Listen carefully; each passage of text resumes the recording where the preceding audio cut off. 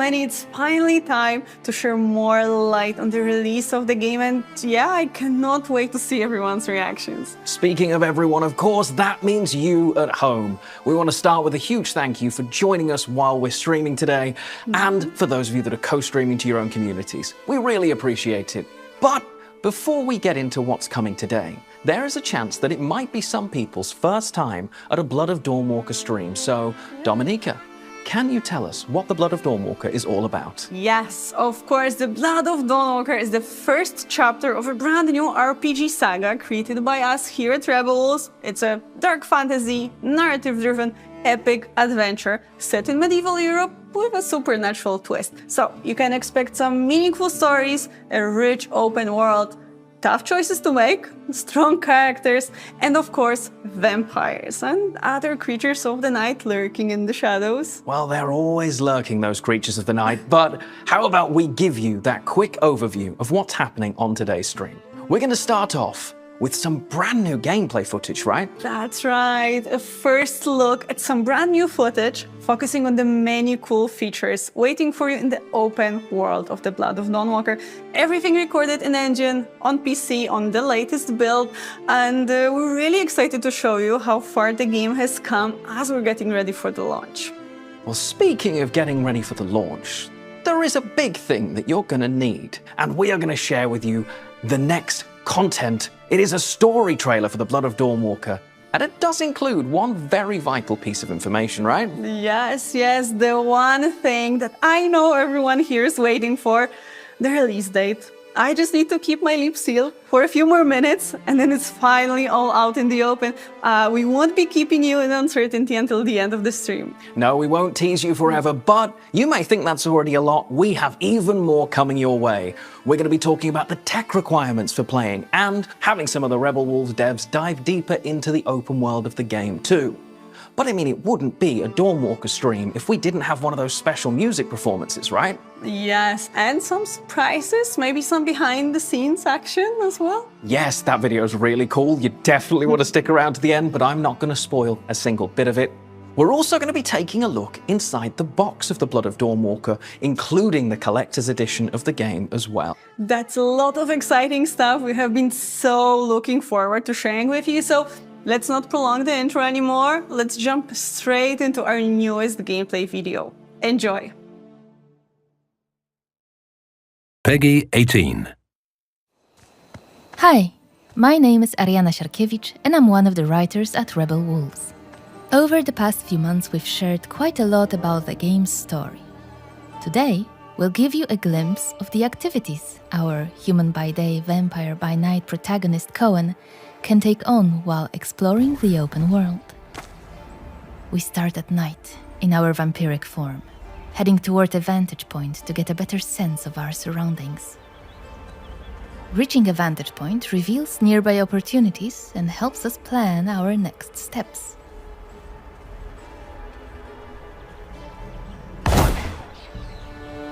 Just gorgeous. Few brave these woods. Folks say they're chock full of monsters. Village of Malagir. Codrin's family's land. Malagir Monastery. Its best days are long behind it. I don't think I'll find anything else here. Let's open them up and check nearby points of interest. Some are tied to Brensis's officers. More on them shortly. Others to hidden mysteries, haunted sites, and shrines used for fast travel, which can also serve as quest objectives. Let's mark one and head there.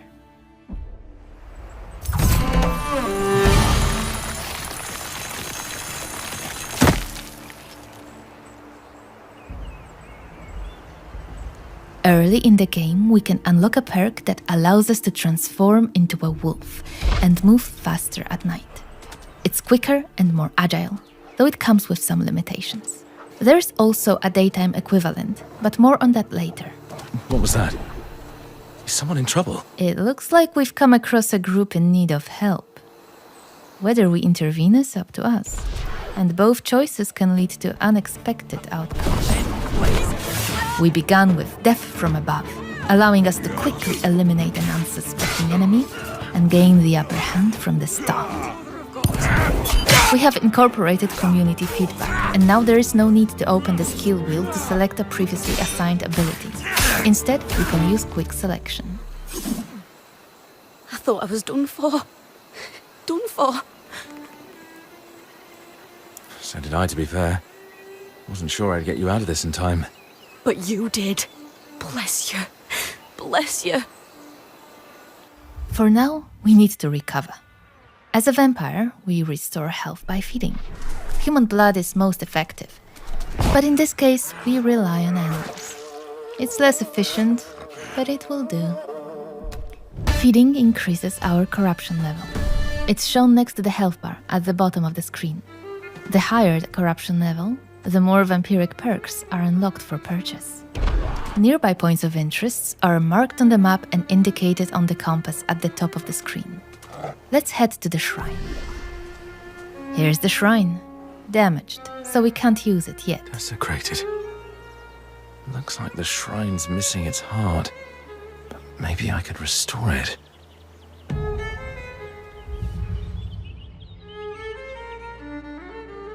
The tracks, they're fresh. There's a trail nearby. Let's follow it.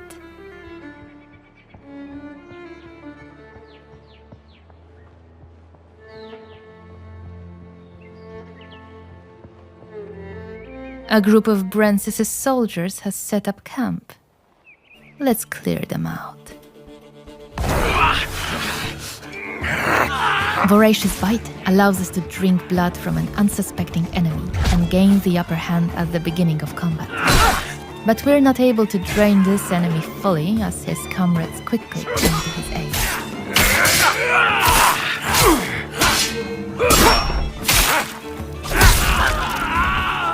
We use Piercing Shriek to briefly stun the weaker opponent, giving us an opportunity to take on his commander. When an enemy blocks and interrupts our attack chain, we can use Charge to prevent a counterattack.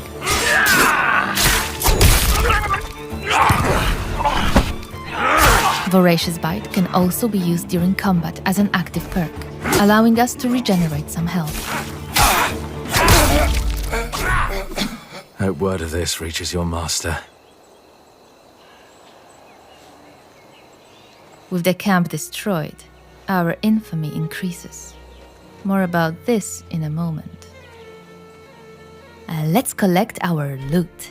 We found the shrine's missing heart, along with a manual that unlocks a new perk, Precision.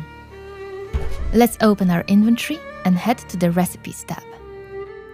As I mentioned, the manual unlocks a new perk called Precision.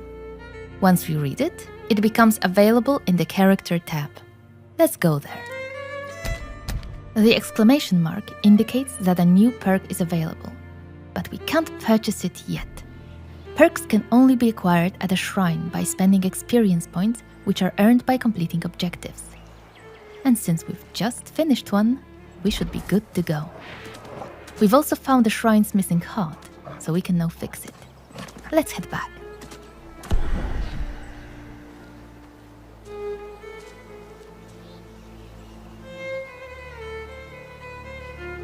You're welcome. With the heart restored, the shrine is rebuilt. We can now use it. Let's start with the perks menu. In the Swordmaster abilities, we find Precision, now available for purchase. As you can see, it costs both experience points and a time segment, indicated by the hourglass icon. Let's learn it. Now let's take a look at the Vrakiri perks. With our corruption level increased and another experience point available, we can unlock new abilities, again marked with an exclamation point. The corruption level required to purchase a perk is indicated in the tooltip on the right side of the screen. Let's purchase one.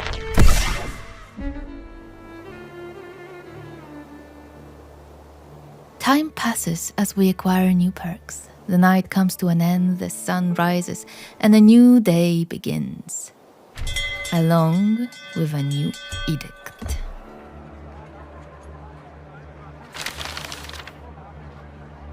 Edicts are tied to the infamy system we mentioned earlier. Several have already been proclaimed since the start of our journey. The higher our infamy, the harsher the edicts, and the more challenging the world becomes. It's a sign that Brensis is vigilant and reacts to our actions in Vales and Gore. Infamy reflects how much we disrupt the operations of Brensis's followers. Let's take a closer look at one of his officers, Ambrose. In the right corner of the screen, we can see his level of aggression towards us. When it reaches its peak, a new questline is unlocked, influencing the story and shaping our future confrontation with Brensis. As you can see, multiple open-world activities are tied to Ambrose, all connected to his operations. Let's go back to the map to mark one of them, and then let's head there.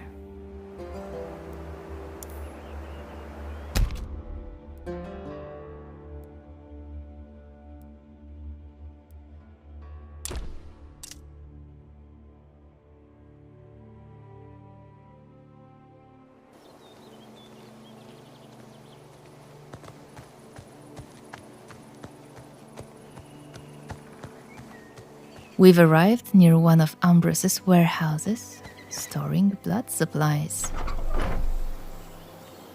Killed. Go back where you came from. I don't... Time to restore the order. Charge is an ability shared between human and vampire forms. This enemy was weak enough to stun them with it.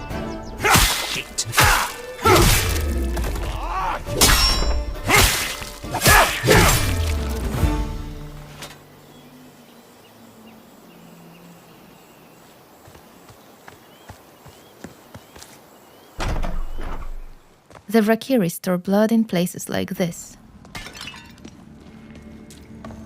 Ambrose is responsible for keeping it safe. Oh, but we're not going to make his job any easier. Another group of soldiers stands in our way.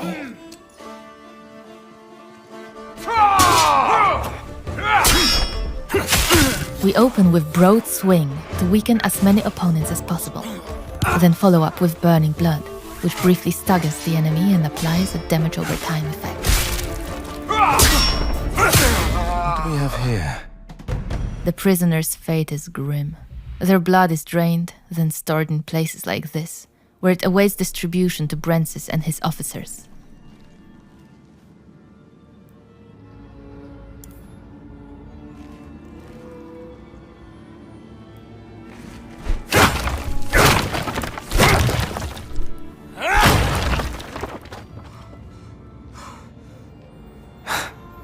Feels nice. Hitting them where it hurts.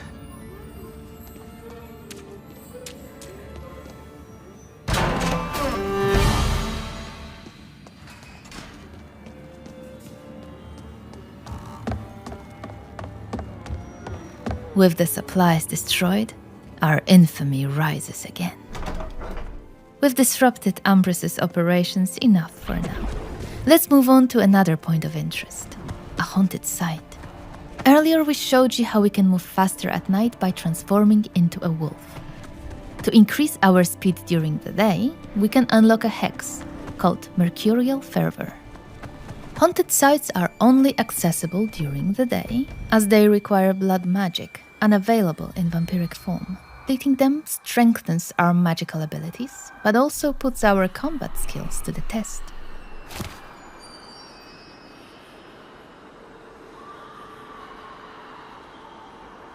The spirits here are restless. Perhaps I could help them somehow.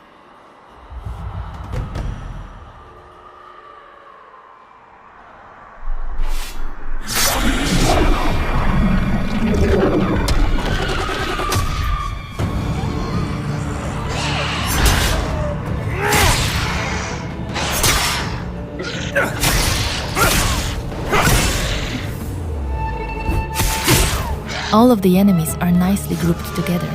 It's a perfect opportunity to use Ravenous Flock, a perk that damages opponents in an area for First on activation, and then in the follow-up attack.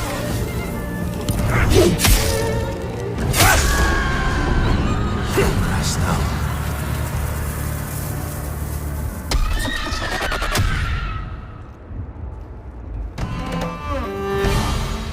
The enemies are defeated, so let's collect our loot. These haunted sites may reward us with ancient texts, allowing Cohen to become an even more powerful wielder of magic.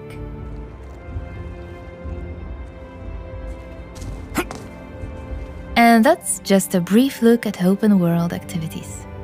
Many more await, often tying back to the main objective and opening up new storylines along the way.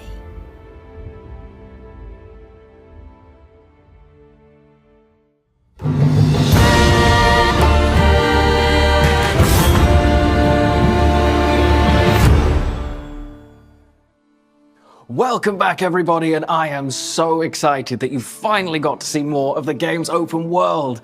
All those little flavors that you've just got to see, whether that's the shrines that you now know about or the vistas that open up areas on the map, it is so cool. And that Brent's clique also, the quests that they have out in the world are going to impact things. Yes, yes. Everything you do in the open world influences the story, your story. So you can work your way into breaking up Brent's network of allies if you want. It comes with some risks, but also, might offer some interesting rewards. So you'll need to decide how to approach that. Well, I love it when my decisions actually make an impact in a game. I mean, to ruffle their feathers or to not ruffle their feathers. That is the question. And yes, I probably could be more English, thank you for checking. But one thing I did see in there, more important than my Shakespearean skills, Cohen can turn into a wolf. How cool's that? I know, right? It is our nod to the original Dracula novel and to our team, of course, our wolf pack. That makes sense. I mean, I now understand why there isn't a horse, and it's great to see a nod to the wolf pack as well, but it isn't the only ability we just got a glimpse of. We saw different vampiric and magical abilities that players can use as well. Yeah, many of them can be discovered by exploring hidden, mysterious places, finding forgotten books. You can uncover the lost past, learn its secrets, and use those secrets to your advantage. I really love that the system isn't linear when you're learning skills. It isn't just get experience, get skill point. I'm going to be rewarded for exploring the world. That feels so cool. I can't wait to go all over Vale Sangora and try and find every single one of them. Well, I know you will be doing that, I know. And it is fun, trust me. Anyway, I think it is time for the most important part of today's stream, the Blood of Dawnwalker story trailer. See you on the other side. Peggy 18.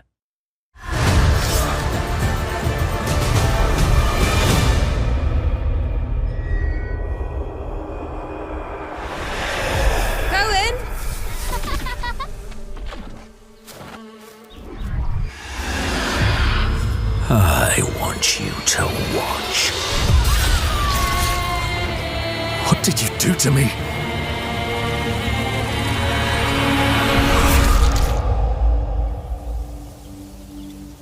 Where are they?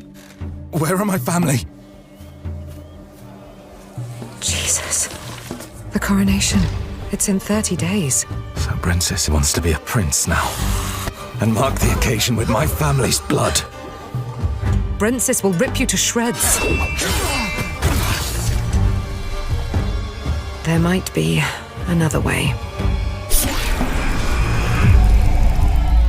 If you are to stand a chance, you need to prepare.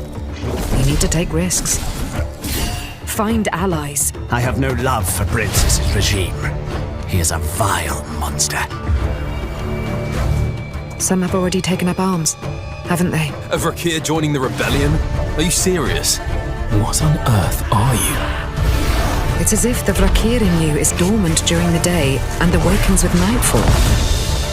You're not the only one wanting to see Brentsis turn to ash. We're in for a rough time. Follow me and do your best to survive. It's easy to go a step too far. Go down a path you can't turn back from.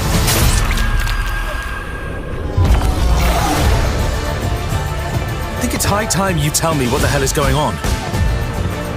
In the end, it's every man for himself. As I see it, we're both far beyond redemption. Doesn't mean we should kill people on a whim. I'm just trying to save my family. Good. Bad. Fairy tales. People tell themselves to preserve their sanity.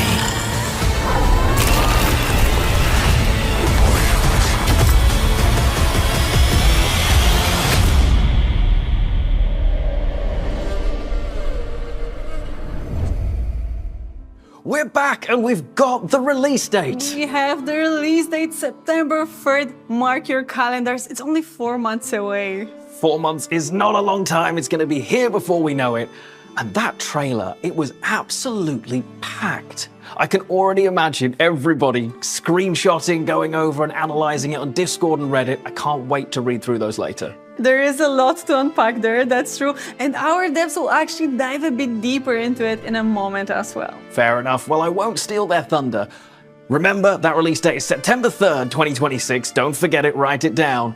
But we have some more information that you might need that you've been waiting for, and that is the technical requirements. Let's do that. Let's put up that nice infographic made by Mateusz, our amazing graphic designer, and show it to everyone. Okay, so you can see the minimum requirements. That's everything you need to run the Blood of Dawnwalker on your PC. The recommended requirements that we feel will provide you with a great experience, and of course, Ultra for the highest settings. Of course, and we still have so many other important things to share with you as well, including the contents of the different game editions. But before we do that, I know you want to hear more from those Rebel Wolves devs, so we're going to see where they're exploring today. Yes, let's give the floor to Daria Berizavada, our lead gameplay animator, and Piotr Kucharski, our writer, who will tell you more about what you, as a player, can expect to see and do in the open world of Gore. Ah, but it's not just them, right? There's also Dorota Rutkowska, our producer, and Maciej Wiśniewski, senior level designer, who will give you a bit more insight into how that open world came to life. Okay, guys, take it away.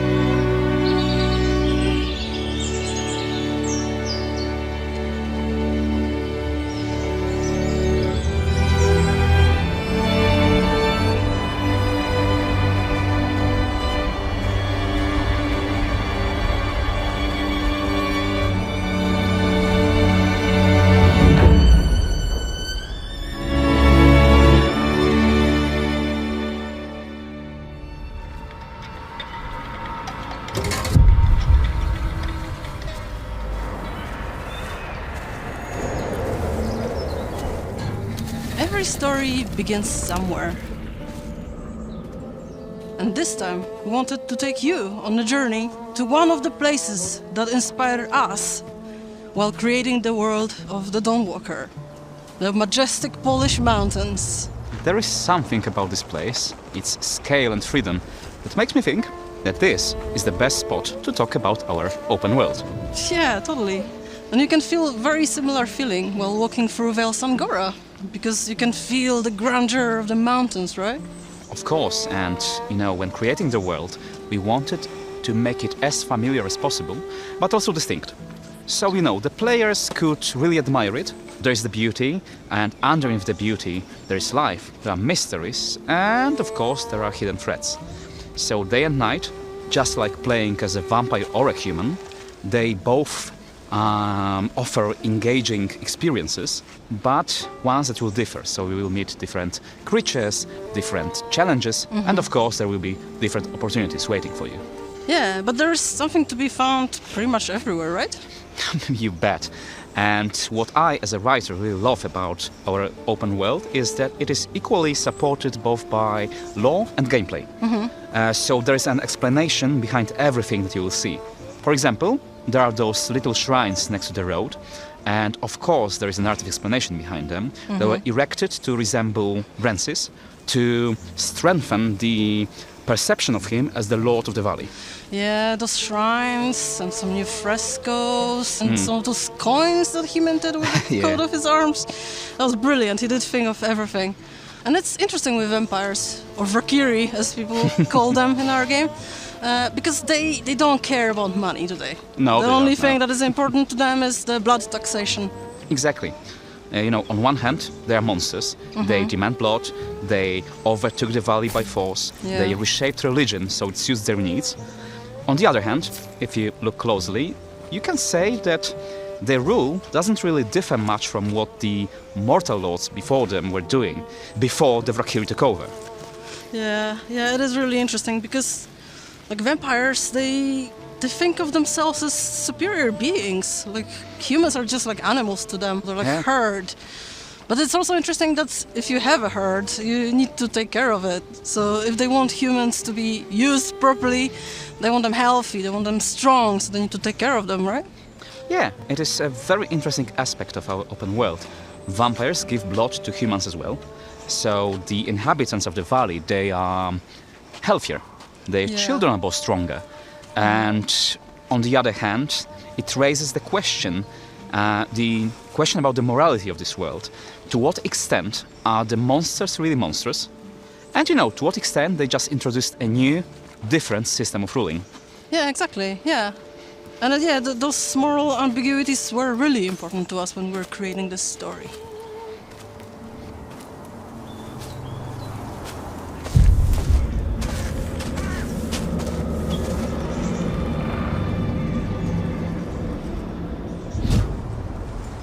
All these moral ambiguities we talked about, they tie into the characteristics of all the vampires we meet in the game, right? And they do have some really cool animations, don't they? Yeah, of course they do. I absolutely loved working on those animations. Right. We actually used one of the former UFC champions because we were looking for an actor who would be perfect for Bakir, the big guy, the big boss, who is so big, but he's also agile and quick. So, this guy was perfect. And, he's also a gamer, so he was just a perfect match. Right. He understood the character, and he also understood the gameplay. Yeah, it's really awesome when those things work together when creating a game. And it's not only about those special abilities, but also about combos, finishes, and everything that makes combat look really dynamic. And it's especially important when it comes to Cohen and his, dual nature. Oh yeah, of course. Cohen was the most important character in the game, obviously, so we wanted to make him amazing, right? Yeah. And he was a challenge. He is at the beginning of his story. And he is just learning everything. He's not a sword master, or he is also not a seasoned vampire. So we did want to show a little bit of uncertainty in his moves and things like this. Then you start discovering some really cool moves, some combos, and you can start using the claws. You can bite people. How awesome is that? Yeah, it's all what the gaming is about, right? And it's also about creating a world that is both unique and characteristic, but also feel like it could exist just beside you.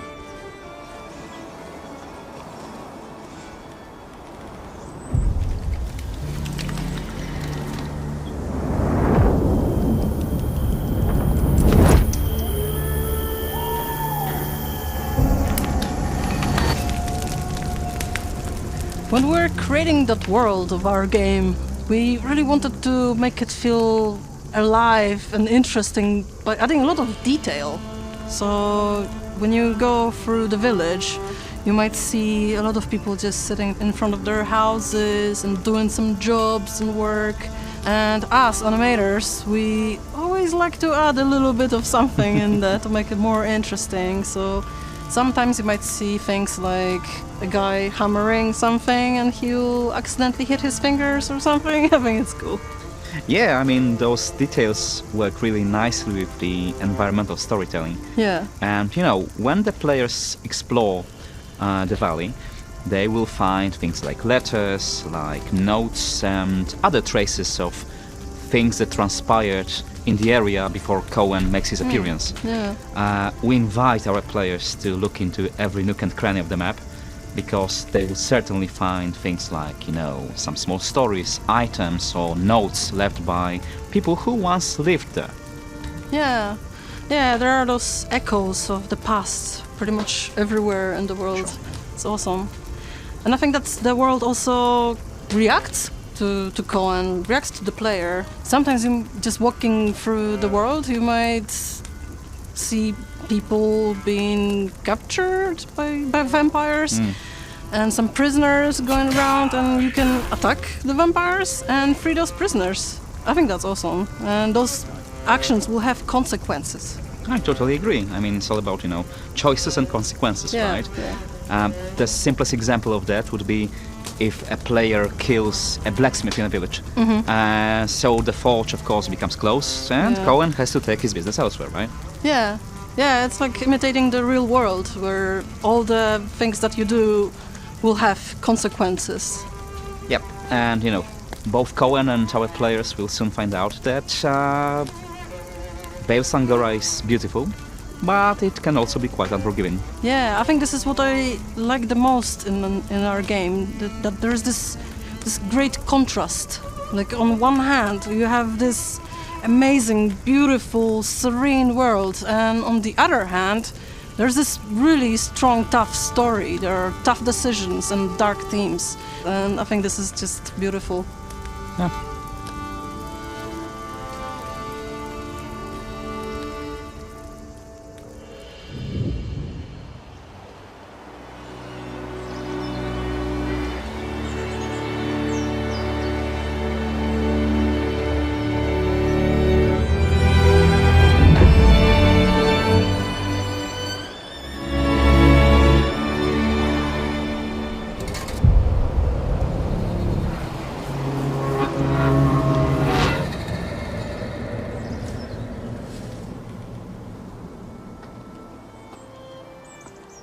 When creating a game such as the Blood of Dawnwalker, it's important to make sure that the open world never feels empty.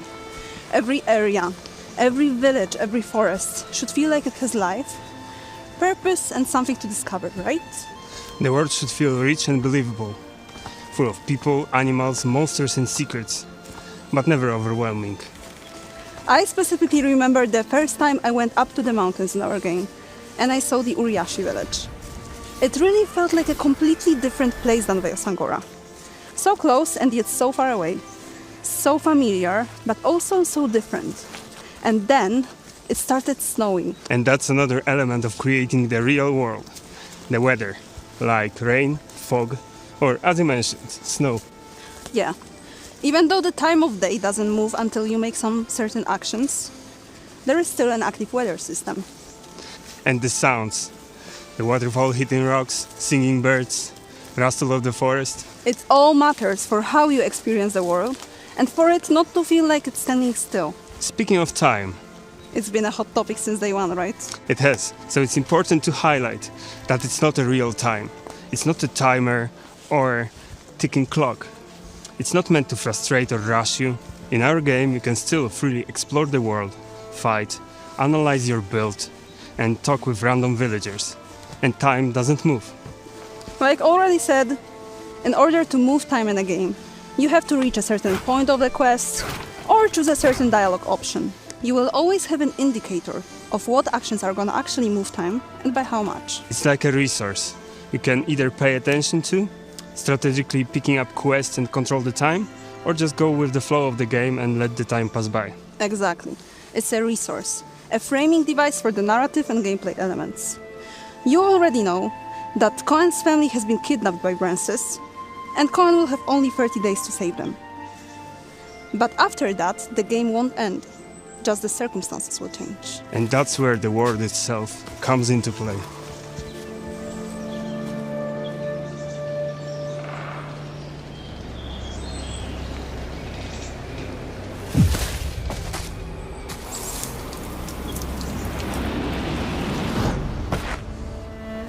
We talked about the weather effects and look at all that snow.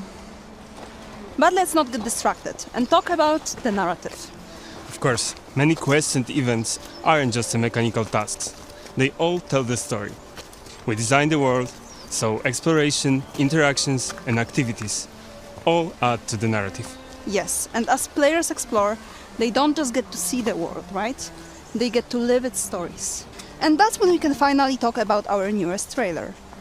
It's largely built from these cinematic moments that highlight key story beats and the emotions we want players to feel. It reveals bonds and conflicts with our allies, betrayals, sorrow, romances, and all the hard decisions affecting Cohen and his family. I do think they play a lot with our emotions, don't they? And that's what we are striving for, right? This trailer is really unique because this time it's not only about Cohen. We get to meet his family, potential allies, and other secondary characters for the very first time. And we learn some about their motivations and agendas. We meet Cohen's family in idyllic, happy scenes. Cohen's love for them is clear, and each member of the family is unique. Lunka, the younger sister, whom he protects, Mirto, the younger brother, still learning about the world, and Janna, older sister. But there is hidden darkness lurking beneath. Oh yes, poverty, illness, and other heavy emotions emerge. Esme, mother of Cohen, is struggling from trauma and fear of the vampires. There is also Pieter, who's Cohen's father, basically tries really hard to keep this family together. But he also sometimes feels really helpless. It can't be easy for Cohen.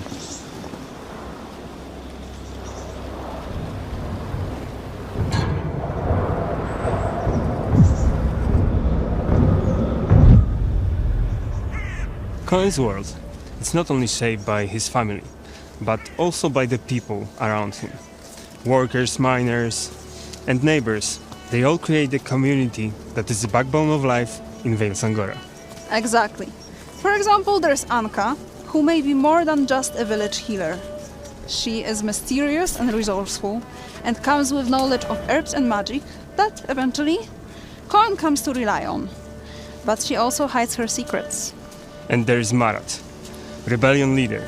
He has strong moral compass, and he truly believes that the princess's rule must end. But he's not certain if alternatives will be better. At some point of the trailer, you can also see Laka, who has her own mission and personal goal, which takes precedence over anything else in her life. And that often puts her at odds with others. There are a lot of amazing characters waiting for Cohen along his journey. Agreed. Each of these characters has their own motivations, story, and impact on Cohen's journey. They are not just side characters or companions. They shape the world around Cohen and make it feel alive, reactive, and deeply connected. Their fate, and also Cohen's fate, and how he will shape as a person, heavily depends on the players. Oh yes, I cannot wait for the players to experience all the difficult choices for themselves. The bonds, the conflicts. Every encounter and every decision matters. And it's a world that stays with you. Yeah, a story of family, loyalty, rebellion, and the cost of the choices we make.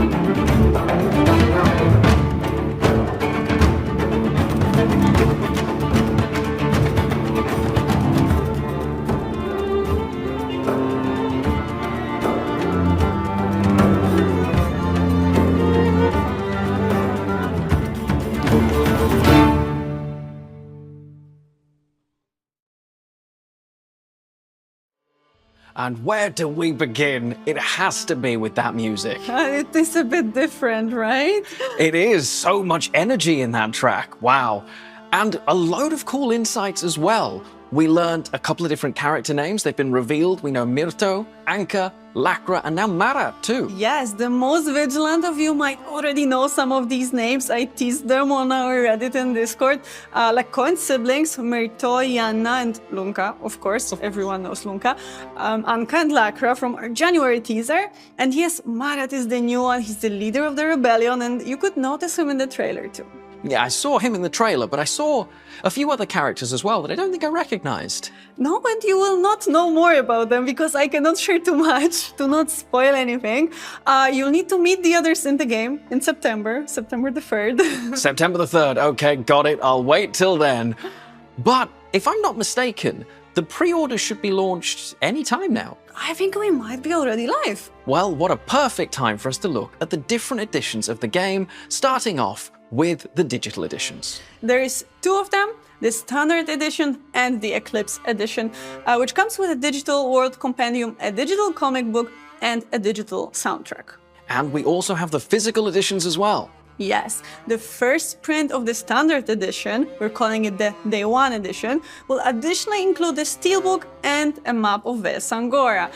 It will be available at retail worldwide, both for pre-orders and for the release, while supplies last. Just please make sure to check the product description on your retailer's store page to confirm the included items, as their availability may vary by region. Really exciting to get more than just a disc in a physical edition. I do love a game map.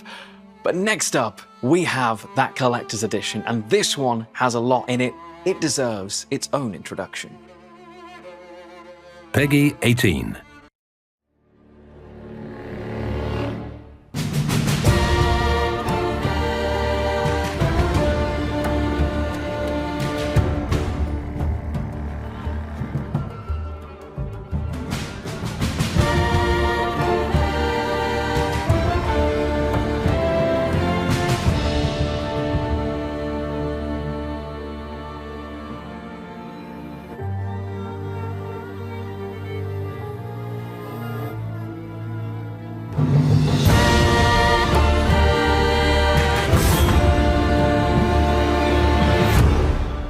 Awesome. Let's break down what we just saw there.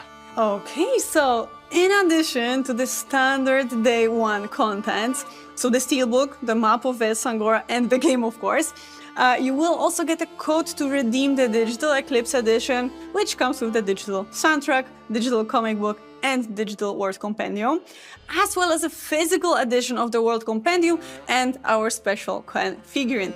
All of it packed in an amazing box that you can see on the screen. It will be available in the Bandai Namco stores and selected retailers. It's really cool. Everything from the other editions and more. It's just what you want from a collector's edition. Yes. I need it just for that statue, let's be honest. Oh, I know, right? Shout out to all of the talented people working on all of the editions, to be honest. And one more thing, as a small thank you to those of you who decide to show their support by pre-ordering the game, you will receive a code for an early unlock of this Sangoran Wafers armor set for Quen. But worry not, if you don't pre-order, you will still be able to find this armor set later in the game. Oh, I'm glad you can still find it later in the game as well. That's really cool. We still have that behind-the-scenes video waiting for you all, so do stick around to the end to check that. But that is it from us in the studio today. Don't forget, you can still hear more about the Blood of Dawnwalker on all of our official social media channels. Yes, follow us if you'd like to stay up to date with the Blood of Dawnwalker. And remember, you can pre-order the game already on Steam, PlayStation Store, and Xbox Store. It's coming out on September 3rd. It is indeed. Thank you for joining us, everyone. Stay safe, and we will see you soon. Bye.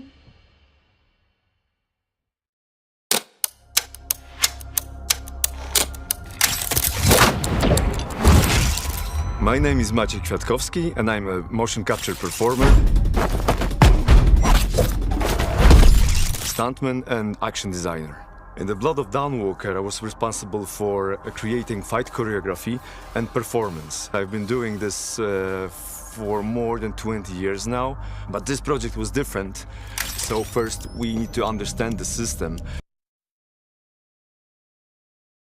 choreography, and then we take care of the visual aspects. The main task and the biggest challenge is to find this balance between those two. My name is Jan Bohowicz. I'm MMA fighter, professional fighter.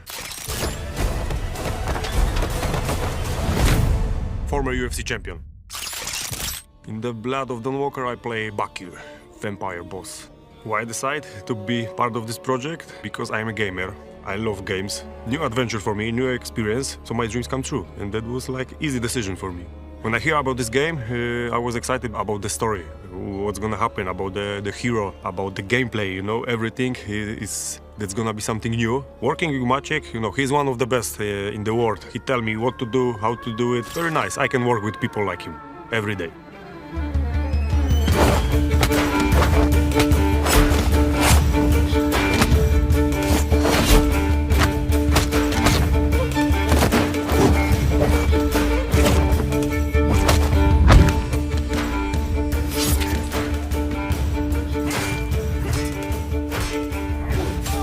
Our approach to human fighting style was more grounded, I would say. Basically, as a human would use the sword. So when the night comes and Cohen turns into a vampire, we can introduce his superhuman strength, his superhuman speed. It all is visible in his fighting style. Bakir fighting style is... I like it because I'm similar to him, you know. My style is very simple, but very good in fight. My first reaction when I see him that he's big, strong, but he's not so handsome like me. That was my first reaction. But I said, okay, I can play him. Don't worry. We work very closely with the dev team. It's a constant back and forth between design, choreography, and then the performance, because they're, you know, one thing influences another. Vampire combat is more over the top.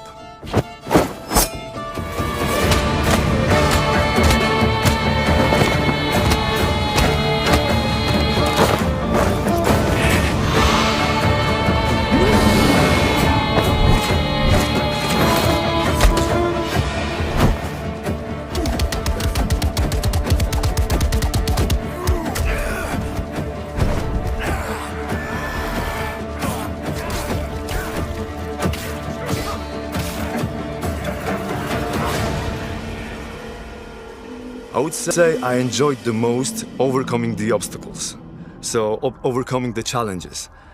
This project was particularly challenging because of the combat system, and we wanted to find this perfect balance between immersive and responsive combat and visually engaging moves. But once we did it, we were absolutely blown away by the effect. I don't think that I use any Bakir moves. He used mine. People gonna like him and fear him, and I hope so that I'm gonna kill every player, even, you know, minimum 5 times. I just can't wait to see players' reactions, but I'm pretty sure they will love it. They're gonna have, you know, amazing adventure to play this game.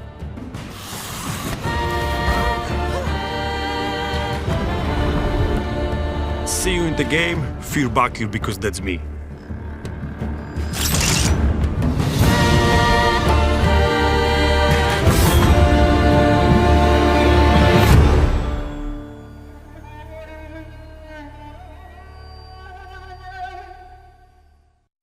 Hello everyone and welcome to our Blood of Dawnwalker after show Q&A session. I am Tanner from Bandai Namco, but I'm not alone. No. I have 2 fantastic content creators here with me today who have just watched the Road to Launch live stream and have so many thoughts about it. I'm joined by Jess Capricorn and Neon Knight here. I kind of introduced you, but introduce yourself. Hey, I'm Jess. I make content about a lot of stuff, including stuff about vampires like the Blood of Dawnwalker. I'm so stoked to be here. Yeah, I make a lot of YouTube videos about RPGs. This is right up my alley, so I guess that's why I'm here. But of course, we have yet a 4th person, I counted myself, 4th person joining us today is Rebel Wolf's creative director, Mateusz. Hello, Mateusz. Hello. Yes, who are you? I'm Mateusz Tomaszkiewicz. I'm a creative director here at Rebel Wolves working on the Blood of Dawnwalker. Yeah, so we're so happy for you to come here today. We finally got the release date, September 3rd, just around the corner. I mean, I'm sure you're just kind of basking in this post-stream glow, but can we ask you some questions about what we saw today and some burning questions from the community about your game? Absolutely. I'm, super anxious to see the comments online, but yeah, let's do this first. Yeah.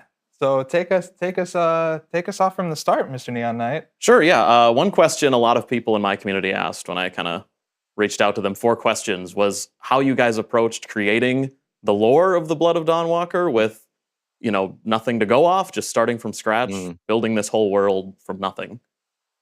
Yeah, absolutely. So the process was long, obviously. And at first, there was the idea for the character itself. Not Cohen specifically, more about a Dawnwalker, who is this, vampire by night, human by day thing. And from there onwards, a lot of work was done to first build off a story, obviously. There were ideas about, having the general plot for him, but also like the general setting of the valley and what do the vampires do there? How do they appear to people and so on and so forth. And I can tell you that the team has put a lot of time into building out this IP. And a lot of the work they put in there is work that you will not see in the first game yet. We built out more of the lore on purpose, right? So we can have somewhere to go from there. But of course, we tease a lot of these things and so on. And on top of that, of course, it's not just about the vampires, right? Vampires are one of the creatures that inhabit that world. But we also have magic, we have all sorts of creatures, and yeah, a lot of creatures that we don't explore in the first game. Cool. Yeah, I was curious about like the beginning. Like, how did the idea for this game kind of manifest initially? Yeah, so like I mentioned, at first it was the idea about the character and like a set of abilities, right? And from then onward, it was kind of like an evolving process because we knew that we wanted him to have different set of abilities at night, different set at during daytime. From there, the concept of time as a resource kind of was born because we were thinking about how does this work? Like, do you kind of lose control over like when he turns into a vampire or not if the normal clock was running, right? But in the end, we opted for the system that we have in the game currently, which is that the time passes only when you complete specific actions, right? So generally, this had a lot of like consequences for the game design, for how do other systems tie back into this. We knew that we wanted an open world game, so of course we took some principles that we already had in our minds, but we had to kind of build it up using these new systems. So yeah, it was quite something, I would say. It was a long road to get to where we are now. And yeah, I'm excited. So what do you think was the sort of best part of creating this original world that you had full creative control over, but still using themes and lore that is pre-existing? What was like the coolest part of making that in a new way? Yeah, it's an interesting question because some of us were used to working with established IPs, and of course, both this and working on an IP from the scratch have pros and cons. One definite, good side of it is that we had absolute freedom in what we want to have in that world. But at the same time, this can be kind of a daunting task because you have to put some kind of framework on it. You have to put some limitations on how magic works, how these vampiric powers work, and so on and so forth. So I would say it was a lot of grueling work that our narrative team did. Build this solid foundation. And once that was established, we could kind of build on top of that. We could upgrade it. We could think on how we tell stories in that world and so on and so forth. So again, it's both good sides and also a daunting task. It's very challenging also to keep track of all of these different lore things that make this IP what it is. Awesome. Yeah. Now I think we have a particularly juicy question for you, Neon, if you want to. Yeah, this is a really specific question, and I hope you can answer it. I've kind of been rewatching everything from the Blood of Dawnwalker over the past few days, everything that's out there. And I was wondering, since there's 2 years between the first trailer, where Cohen is saved by Brensis, and the beginning of the game, where somewhere around there his family is taken, I've been really curious, like, how did Cohen feel about Brensis's rule before his family was taken? Because you guys have talked a lot about how, you know, the world is split, or at least divided on their ruling. Yeah, so I would say, as most people in the Valley, his opinions are split, right? Because on one hand, the vampires are obviously monsters. They feed on human blood. They demand these payments in blood and so on. On the other hand, they did fix a lot of issues the Valley had, and mainly they cured people of plague, which was ravaging Europe at that time. And you know, on this front, Vale Sangora is doing really well compared to the rest of the world, right? At least rest of the Europe. You know, people are immunized to it. They live in relative peace. You know, there are no wars and so on. On the other hand, you know, it's not all, how do you say it? It's not all rosy. So, of course, the beginning of the game, the prologue of the game tells that story. I don't want to get too deep into this because I don't want to spoil it for the people. But I think we paint a pretty clear picture in these first hours of the game. Yeah, I'm sorry. Sorry. No, go ahead. I just think it's really interesting because Brensis directly saves him and cures his sister in that opening, and then 2 years pass where he's sitting on that, and then, you know, things change. Yeah, absolutely. I can tell you that some people initially see Brensis and still see Brensis as this messianic figure that saved them from this cataclysm. You know, he removed the tyrant because the previous lord was not a good guy, as you could see in the CG. But also you'll learn more about like what he was doing there in the game. He did cure them of plague. He did solve a lot of issues. So a lot of people really like Brensis, actually. But there are also those that work against him, the rebels, namely, but some other factions as well. And you know, they have different reasons for hating Brensis. And yeah, you will also, I hope. So speaking about Brensis, we know some of the names of those important lieutenants in Brensis's entourage. And watching, I was really curious. You know, they're so unique from each other. They're all very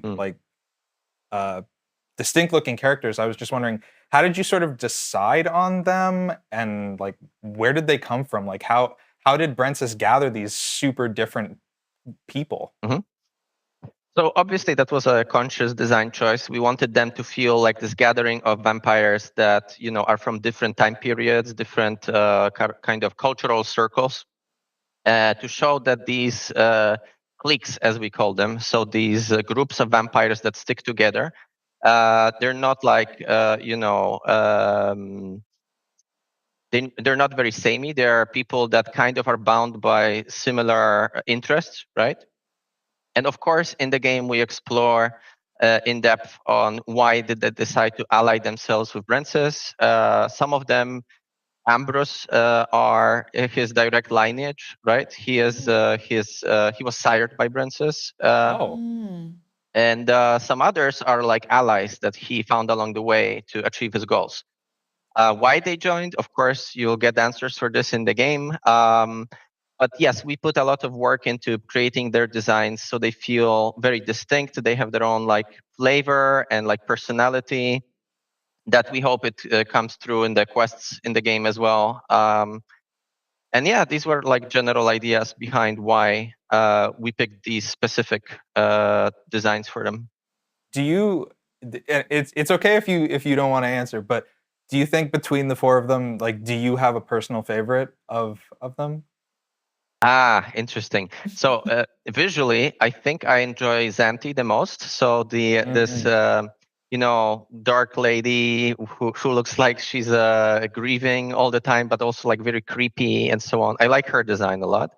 But in terms of personality, I think Bakir, so this Mongol vampire, is my favorite.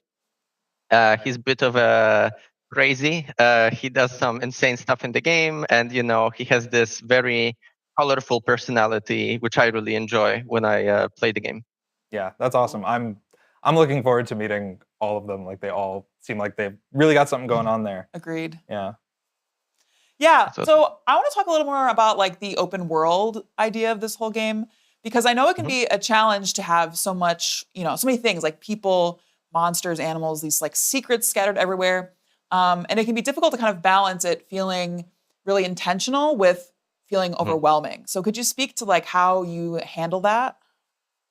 Oh yeah, absolutely. So I know exactly what you're talking about. There is this trend for open worlds to become bigger and bigger, right? So we kind of took a step back, and on one hand, we wanted to plan the scope of the game that would be right for the size of the team, right? That we believe we can deliver in high quality. At the same time, we felt strongly that a bit smaller open world, but more dense with content, is actually nicer to experience. So this is what we went for. As to how do you reach that point and how do you design it, it is, of course, very complicated and long-going task, which involves a lot of iterating, moving stuff around. We did a few passes where we moved a lot of activities around to make them make more sense. For example, to make sure the density is right. We had to do like extensive tests on like what is the average time between you seeing different interesting things in the world, right? Yeah. And yeah, generally speaking, it took multiple, I don't know even how many iterations to get to the point where we are, A lot of where we would like add things, remove things. Yeah, absolutely. It was a long process of adding things, removing things, changing things to get where we are now. Cool. Yeah, I mean, I think with a game like Blood of Dawnwalker, where a lot of people get so interested is with the choices and how the choices affect and shape the world. And one question I got 10 times probably from my community was, how often do choices, in one quest spill over and affect another one? Maybe a quest that isn't a direct follow-up, but just is showing how you're shaping this world. Oh, absolutely. So for this game, we had this concept, this guiding light, you could call it. We called the narrative sandbox, right? So basically, we looked at games like Fallout 2, which had this game structure where you had a lot of non-linearities in how you wanted to approach content, and you could decide fates of different parts of that world, right? And at the same time, doing even like drastic choices, like, I don't know, killing off a village or something would not make the game break. The game still worked, right? Because using example of Fallout 2, you could still get to Enclave if you knew where it is, if you find out where it is, and you would get these vastly different consequences. So that was kind of what we looked up to, and we wanted to kind of emulate that experience. And so, yeah, it really depends on a specific quest. Of course, some of them branch out more than others. There is simpler content and like big quest content that has vastly different branches. I don't know if you saw the quest we are showing on Gamescom, right? So the Cathedral quest, which has, for example, very different paths based on did you approach it during the nighttime or the daytime. But on top of that, we have branching. We have certain quest lines that spawn off different quest lines, so like kind of story arcs. You can cut off certain branches of the quests depending on how you choose to play, or open up shortcuts to get to certain places, narrative-wise. So yeah, there's a lot of it, I would say. I can't give you a precise number on it because, well, it would be a spoiler, of course, but also like it's very difficult to count. It really depends on how you play. Yeah, you brought up the Cathedral quest. I was just watching that yesterday, and I was curious: is this a game where if you go about things a certain way, can you end up just skipping? It kind of sounds like you were alluding to that earlier. Huge sections of the quest. You know, there's that part where you're told to get a book, and I was watching that, and I was wondering what would happen if you just knew where the book was and you went straight to the book. You know, and if that was possible. Absolutely. And the book, for example, that's a good example because the book was just one of the ways of finding out the informations you needed to progress that quest. You actually don't have to find that book at all. You know, there are other ways as well. And on top of that, you know, yes, my cats are very excited Goodbye. as well. They want to be included. He will come back. He will come back. I'm sure of it. And yes, you know, like these scripted things, of course, but also like. You could, for example, kill Xanthi in the cathedral, potentially like skipping her entire quest line if you wanted, if you found her there and you were strong enough to face her and so on. Yeah, the book is a good example because you have multiple ways of solve that quest, which we didn't show on purpose. Some of the paths that we have in there, we didn't release that yet. Yeah, I guess in a similar vein, I was, you know, it seems like a lot of these choices can make your playthrough very different. Like, how much will one person's playthrough be different from another person's? You know, this is a interesting question because there are definitely a lot of ways it can branch off for different players. But I think there are also like play patterns in players. So when you know, like you have freedom, but you observe players sometimes repeat similar actions, right? So it really depends. Although I believe that a lot of people will replay the game multiple times to find these different ways and experiment with it, try to break it, kind of, which I recommend. We built it in a way to be broken in multiple ways. I hope they will. I also really recommend playing with the consequences you got and not reloading, right? Because I personally think that's much more fun way to play.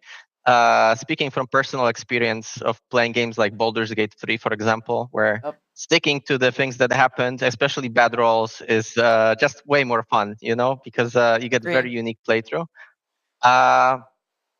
And yeah, I think the game is built in a way that allows for a lot of different experiences. The main goal itself is built in a way that you can complete it in multiple different ways, vastly different in terms of how you approach it. And yeah, some of the big plot lines you might miss out on completely. And again, that's kind of on purpose. We didn't want to force them upon you. We didn't want to railroad you into these, right? So it's really up to players which characters they enjoy, which ones they want to interact with. Will they even find these plot lines? It's up to them. Cool. So speaking of living with the consequences, I noticed in the stream they mentioned like, oh, if you kill this blacksmith, they're not gonna be around to, you know, perform their job anymore because, you know, the death usually precludes working. So it made me curious. Like, can you kind of just go totally just mask off evil mode and just kill every NPC in the game? Is that something that players can do? Is that something you've sort of planned for? Evil run. What happens if you do that? Generally speaking, you can kill off, I would say, majority of them. Maybe not everyone. There are specific cases where for like cohesiveness of the story, we kind of had to, you know, limit that. But we try to make sure that you can kill off most NPCs if you want to, and the main story handles it. You know, you get different outcomes. Yeah, you get different endings, for example, for different plot lines. And yeah, you can kill off like blacksmiths and stuff like that. Again, I think I was asked this before in some other interview where people were asking, you know, how much can you veer off with non-linearities for it to, you know, for example, Cohen has to become a Dawnwalker, otherwise it wouldn't be much of a Blood of Dawnwalker, right? But I would say we have left a lot of freedom for the players on top of that. Like we try to keep this to the minimum, if possible, these limitations. I'm really looking forward to those challenge runs. I was just thinking that like a high infamy kind of run where everything is very difficult because you've killed everyone. Killed everyone, trying to figure out how to survive, just having to scavenge berries and everyone's dead already. Yep. Oh yeah, absolutely. I really want to see evil Cohen playthroughs as well and see how people react to it. And it was actually a big point of like, discussion in the studio. Like, is it true to Cohen? Would he do these things? But, it's always kind of like this tug of war between player agency and like this narrative cohesiveness of the character, right? And we believe we kind of managed to satisfy both. But of course, because we had this narrative sandbox approach, we kind of veered more towards player agency most of the time. So again, kind of a lore question from me. I've been watching, as I said, all the Blood of Dawnwalker stuff. And you guys have talked a lot about how the vampires in this world were kind of just biding their time. They were waiting for the right time to strike after poverty and famine and all that. And I was curious, was this world before they came out of the shadows? Was this just normal 14th century Europe? Or were the people aware there were non-human, otherworldly beings out there? Or was this just normal Europe and then this happened? Sure. I would say it was not exactly normal Europe. Like, it is already kind of like altered timeline because these creatures exist. And, I think for the most time, they try to stay hidden. But, it's not always possible with humans being as they are, like exploring, getting into places. We kind of more fed into these folklore stories where miners were telling stories about people dying in the lower shafts of their mines because of kobolds, for example, right? But people don't really know, is it true? Is it a myth? Is it just some kind of superstition, right? So, of course, in case of kobolds, it's not a big spoiler if I say it, it's not a superstition anymore. They do exist, same with vampires. But it's kind of like looking at the real world folklore and legends and doing the what if thing. What if they exist? What if part of these legends is true? What if part of it is, just legends and folklore, like, vampires being scared of garlic, for example, or not being able to cross running water or whatever. So I would say we try to make it very grounded, so it feels like it could be, 14th century Europe, but at the same time, of course, it veers off of our like normal timeline because all these things like magic and monsters and so on exist. One of the good examples is we have ruins of this ancient civilization in our game that you can explore, and this civilization is fictional, right? It didn't actually exist. We try to make it feel grounded. There are a lot of cool references to like how real ancient art looked like, for example. We tried to make it feel grounded, but it is fictional, and that's already a big split with our real world timeline, right? If I can I ask a follow-up?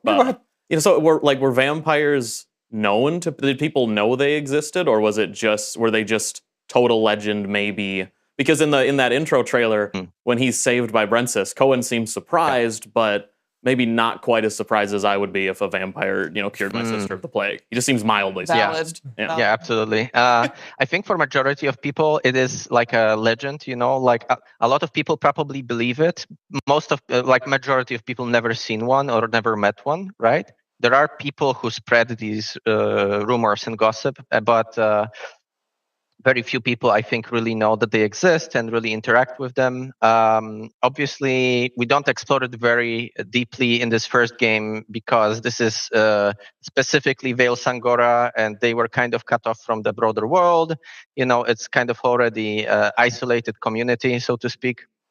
But I think for most people, it was a legend. Like Cohen probably heard legends about vampires, but didn't know how much truth is in them. So when he actually saw them, from my perspective, it was a mix of like shock, surprise, adrenaline, because his sister was almost killed a minute ago, and now she lives, and he doesn't know what to make of it. And yeah, the backstory of these 2 years, this gap between the CG and the prologue, is kind of where people kind of try to make sense of it and come to terms with it, right? Yeah, and I want to hear about the other non-human creatures and characters, like kobolds you mentioned. I know that there are those Uriashes that are in the game too. Yes, what can you tell us about that? Beastmen. Mhm. Yeah. So we have a number of them, and like I mentioned before, there is way more than we are showing the first game designed for this IP, and I'm sure we'll add more if we have a chance to make more of the Dawnwalker games. Nice. In the first game, yeah, I already talked about kobolds. You mentioned Uriashi, so the kobolds live deep in the caves and like mines, and they are feeding on meat. They're obsessed with meat. They always hunt, and they need to feed, and they are kind of like a hive mind. So they communicate with each other seamlessly, and they're like this group intelligence, basically. The Uriashi are people who are like, I would say, half people, half goats, right? And they live high in the mountains. And the way they stay hidden was kind of scaring people away with like causing avalanches and so on. Oh, cool. They have their own unique culture.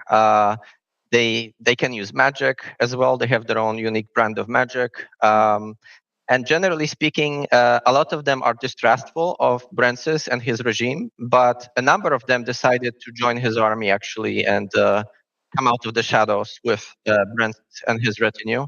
So you might expect to meet them in Brancis's army. What else? Well, there are more which I don't want to talk about because we don't want to spoil them, of course. Although you've probably seen some of them in the trailers already that we kind of hinted at. Yeah, I guess I'll put it. I'll That leave it bat there. creature, yeah. I'm riding so high on this kobold You're revelation. stoked, I'm dude. so excited. When you said kobolds, I was just like, oh my! I didn't even consider kobolds in the either. equation. I'm into it. Fantastic. Yeah, they're But, really cool. I like them. Yeah, but let's switch gears a little bit and touch on the combat, which is obviously a big part of this game. So Yeah, I would love to hear more about the skill tree and like the abilities. I saw a little bit of deflect parry action in there. Like, what can you tell us about the combat? Yeah, absolutely. So as you could have seen, the combat is directional, but we put a lot of effort to make it very accessible because we know that a lot of people, might be a little bit daunted because of the directions, the level of complexity, and so on.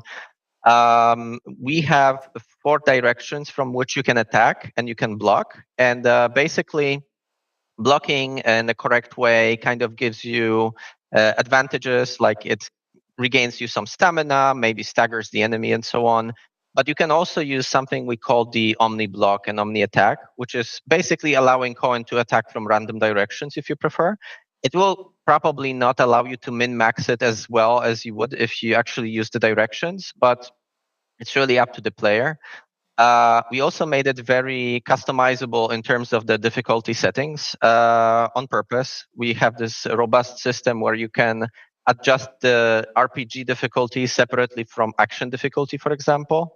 Like how the stats scale up, like with the higher level enemies and so on. Or like the amount of health, the damage they deal. That would be the RPG side of the difficulty. And then you have action, which is like the opportunity windows, like behavior patterns for the enemies, and so on and so forth. So you can customize a lot on this front. Of course, you can also modify stuff like the directional markers, which are kind of like a helper to show you from which direction they are attacking, for example. You can turn that off if you want. If you want more hardcore experience, just animation-based. And on top of that, as you mentioned, we have development trees and these special abilities. We have 3 development trees. Vampirism, which obviously contains all the perks and powers related to being a vampire. We have Sword Mastery, which relates to all sword fighting abilities. And then you have Witchcraft, which is the human magic. You can use it only during daytime. And this refers to all the hexes that you can cast on people, this super speed that you could see in the stream, and other abilities like that from this family. And what is important to also note here is the development trees are divided into 2 separate sections. You have perks, which are like these like passive upgrades for your character, right? Like how much damage you deal with certain thing, how do these go into like synergy together and so on. And then you have abilities, which are these active skills or spells that you can activate during combat, right? So the way you do this, of course, is you charge up this resource during combat, and then you get to spend it during combat for these more, visually stunning and like effective skills, like casting a curse on someone, or like biting into someone as a vampire during combat, or even like we have skills like blowing someone up by manipulating their blood. What? All of these. And I would add on top of this, what I think is interesting is different ways of obtaining these abilities. It's not just skill points that you get as you level up. Some of them are also like, for example, in order to get these stronger vampiric powers, you have to drink blood of a specific vampire, right? To gain access to that specific power. Cool. Because in our IP, each vampire gets this kind of random mutation when they get turned, right? So they're kind of all unique in their own way. And you can gain access to their powers, but you need to drink their blood in order to do so. Little blue mage. Or for example, you need to find these forbidden tomes as a mage, to learn these different spells. Or as a sword master, you have to find these different teachers in the world that will teach you different sword fighting techniques. So yeah, I think that's awesome that like perks aren't just you just get them from the tree, that you have to go out into the world. This one comes from a book, this one comes from an old master, like really varying out. I think that's really awesome. I like that too. It makes it more immersive, I think. Do you have a favorite ability or technique, like one that's, I don't know, your favorite or like the craziest visually one? Oh, I mean, I just love blowing people up with that vampire that stuck power. with me Like too. the one that used in the trailer. That seems like an instant number one. Yep, that'll do it. It's very easy for me. It's just so much fun. I also enjoy a lot of the hexes because they combo together nicely, and you can create these insane sequences where you cast hex a lot of enemies, and just craziness happens in combat. I also enjoy these. I usually lean towards mages in video games where I play, so that's where it's coming from. Cool. But I think all of them are kind of cool, and you can build interesting combos with them. I think. Yeah, I mean, a surprise this stream, and I could tell Jess was excited about it, was the wolf form. Yeah. I'm wondering if you can tell us anything more about that. Yeah, absolutely. So we have, since it's an open world and it's big, we felt we need to include some kind of way of traversing the world more quickly, right? And we wanted it to feel narratively tied both to the vampire and to human forms, right? At the same time, we have these different ways of traversal, which we already shown before, like the shadow step, which is this kind of like traversing to distances in this puff of smoke, or this ability that allows you to attach yourself to vertical surfaces, right? So you can walk on those. And with the wolf form, for example, you can traverse seamlessly by changing into a wolf, maybe then doing like this, a jump, so maybe cool. Even like attack an enemy at the beginning of the combat, or then jump on like a wall and like climb up. And it's just this very nice, seamless way of traversing. Of course, you can upgrade it in the development trees. You can upgrade it to move even faster as you develop your character. With the mage, we have this ability that is a little bit different. It kind of slows down time in the world to allow you to traverse it faster. Cool. The fun part about this, in my playthroughs, is like I like how the NPCs react to it, like they all run around in slow-mo. I can chase up some enemies and so on. So I think they're both kind of cool in their own ways, and they are thematically tied to who Cohen is as a Dawnwalker. Well, we're running out of time, but I think we have time for maybe one or two more questions. Right there at the end of the stream, we touched on the mocap. So yeah, I loved seeing all the behind-the-scenes mocap stuff. Like, it just looks so fun. Peggy 18. To do. Absolutely, and, I wasn't personally involved, but I know my brother. He loves participating in these sessions, and our cinematic director Paweł Świerczyński, he of course also participates in those, our animators, and yeah, it's always lots of fun. Of course, it was a lot of work to figure out like specific identity for Cohen for how he should fight and move. Because he's not like a seasoned superhero, right? He is this basically peasant who was learning sword fighting from his father. His father used to be a mercenary, so he taught him all he knows. But it's not like this flashy acrobatic tricks stuff, right? It's more like a mix between, like, I would say, traditional sword fighting, and of course there is a little bit of gaminess to it because we needed to for it to work with the directions and with like game combat, right? So it was an interesting challenge for sure. I think directional attacks specifically were a big challenge for them. But yeah, the end result I think is pretty cool.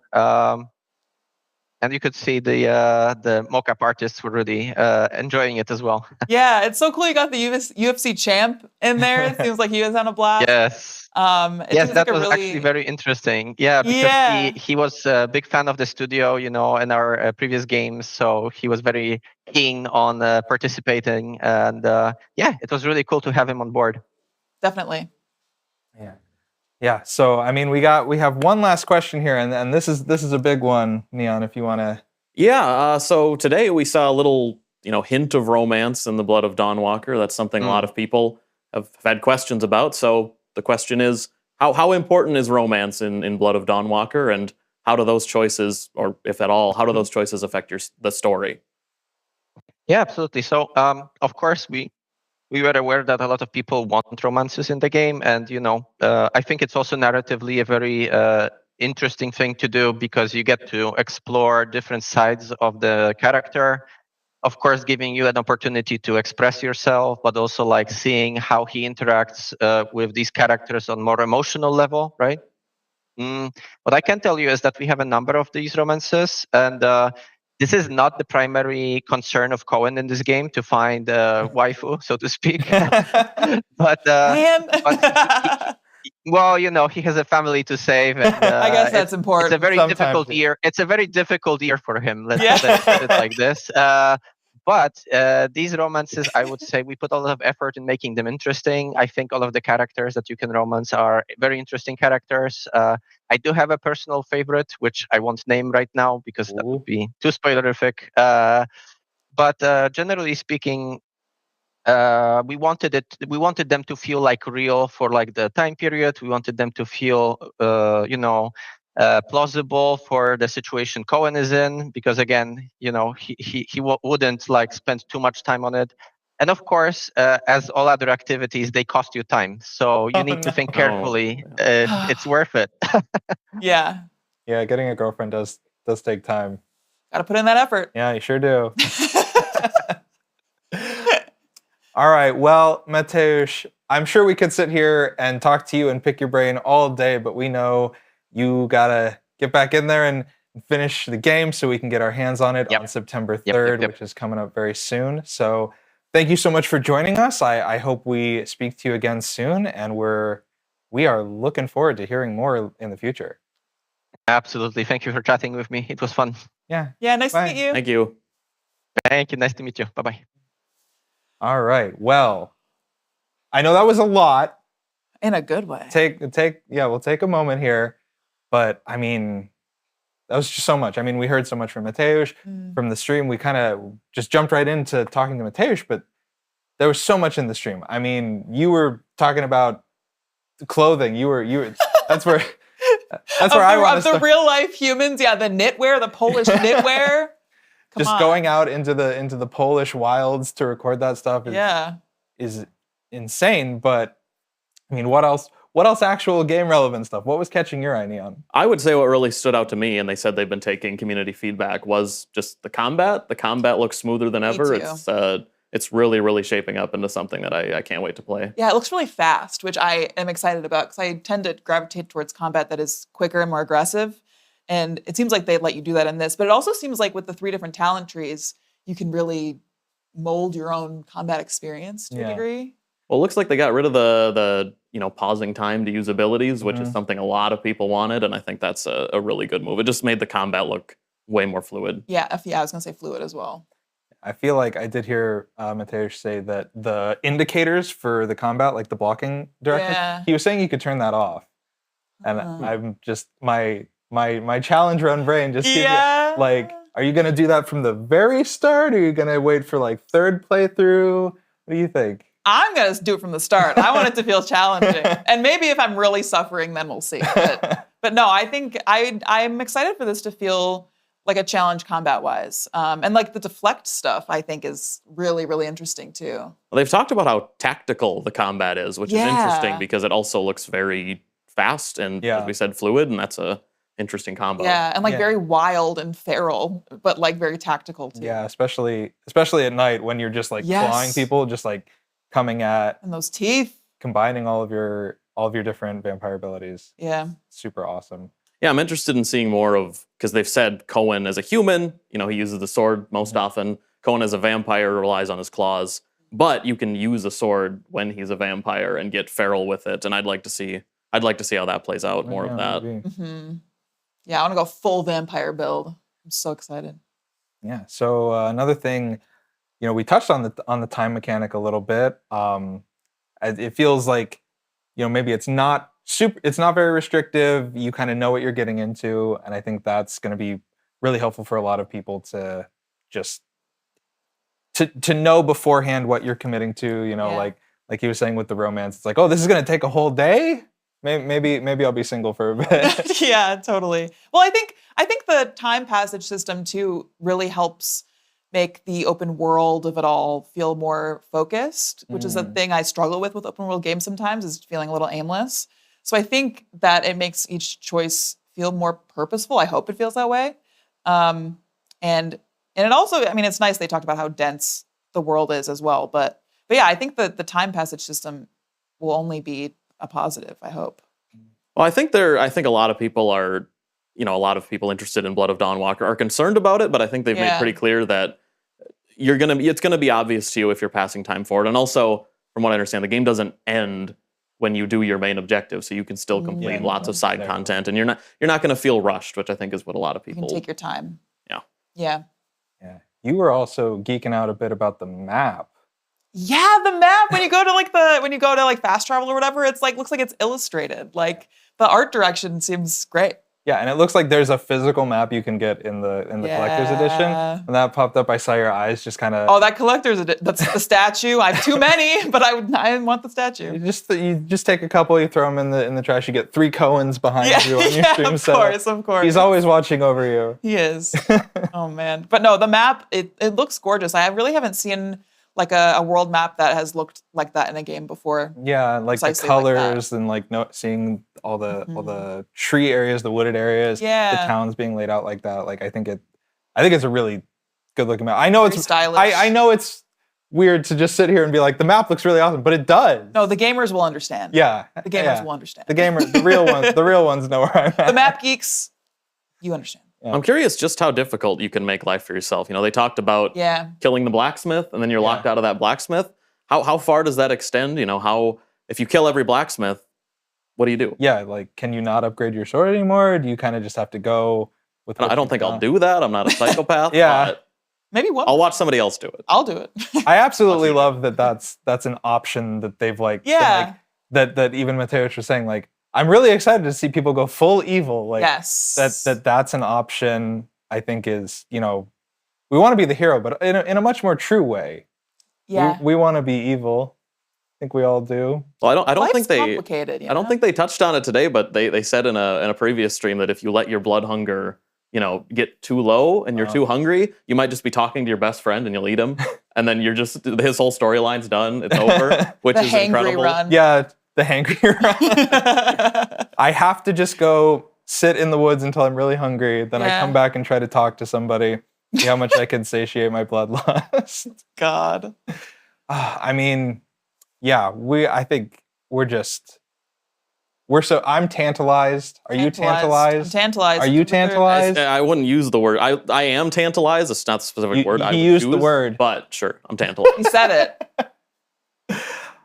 Well, I mean, I think, again, we could sit here and talk about this all day. We could pick apart every single moment of this, but I want you guys to have some YouTube content left over to go home and actually go frame by frame. Yeah. And I'm sure you're aching to do that. So I think maybe we just cut you guys loose and let everyone go pre-order The Blood of Dawnwalker. The pre-orders are available now for the game releasing on September 3rd.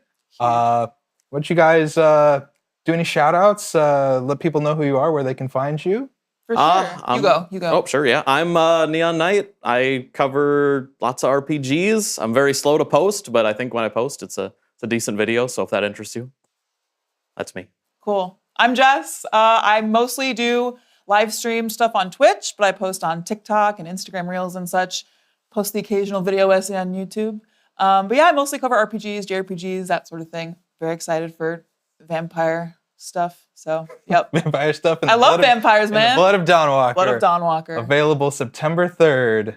It's right around the corner. Well, I've been Tanner, and I'm stuck in this room, but everyone else can leave. Thank you so much for coming. Thank you to Rebel Wolves. Thank you to Mateusz. And we'll see you next time. Farewell. Bye.